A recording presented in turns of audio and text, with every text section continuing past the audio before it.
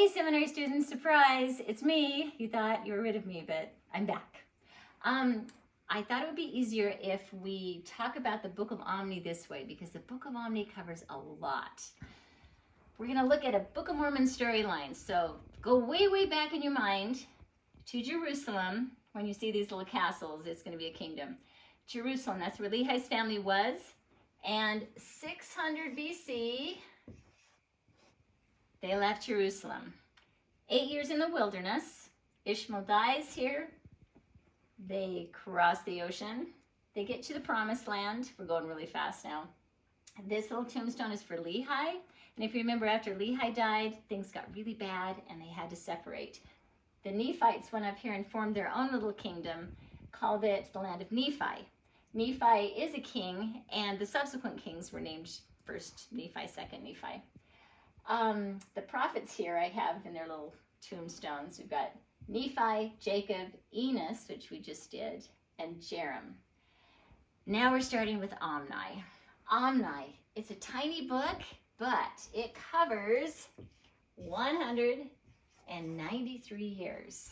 So imagine going back to, I think, Joseph Smith's 17, he just got visited by the angel Moroni, to today, and having to write the whole history of the church on about 2.5 pages. Yeah, that's what Omni did. Well, at least the Book of Omni. Omni just writes about 3 verses, and as you can tell, he's not very into it. He says he's a wicked man and hasn't kept the statutes. So he writes 3 verses, he gives the plates to his son, and then to his son, and it goes on like that. But what I want to tell you right here in the storyline that's super important, when King Mosiah won, and that's important, King Mosiah won, is the king here in the land of Nephi. He gets a dream, has a dream that, or a vision, I think, where he's got to take the people and get them out because it's super dangerous. So all of the Nephites leave the land of Nephi and they find a people. And in the Book of Omni, it says they are the people of Zarahemla. We know they're the Mulekites. And this word Mulekite comes from Mulek. Mulek means little prince, because Mulek, way, way back here in 600 BC, was the son of the king, King Zedekiah. And somehow he and some other people managed to escape before Jerusalem was being destroyed, and made it over to the promised land. So the Nephites and the Mulekites are together.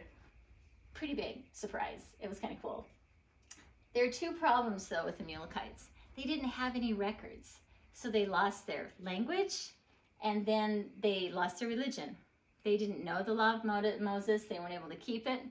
So when they got together, the Nephites taught the Mulekites the language and also, well, I want to say the gospel, but it's really the law of Moses, what they knew at that time. The other thing that's super important, I hope I'm not going too fast. So this M1 is King Mosiah 1. When he is king, a group of people want to go back to Nephi, the land of Nephi. They let him go. There's 50 of them at first, and they get into a big fight, but then they end up, a big group goes back and they're successful. They're here. The king is Zeniff, and we'll learn more about him later. And they eventually settle in the land of Nephi with the Lamanites around him. That's the answer to one of the questions. It's important.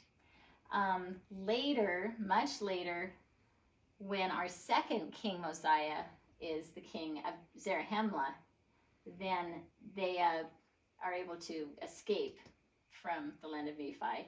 People go down, I think his name is Ammon, he goes down, they're able to escape and they go back. And that's the answer to that other question.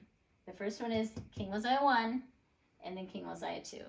This can be kind of confusing because when we read in the Book of Mormon, it's like we read about King Mosiah 1, just a tiny bit in Omni, and then King Benjamin, who gives the awesome speech, and then his son King Mosiah, we learn a lot about him. And then we hear the story of Zeniff, evil King Noah, remember King Noah, and Limhi. So it feels like they're over here, but they really happen at the same time. When King Benjamin is giving his speech, King Noah is being a jerk and Abinadi is getting killed. Same time period. So I hope that makes sense. Have a great day.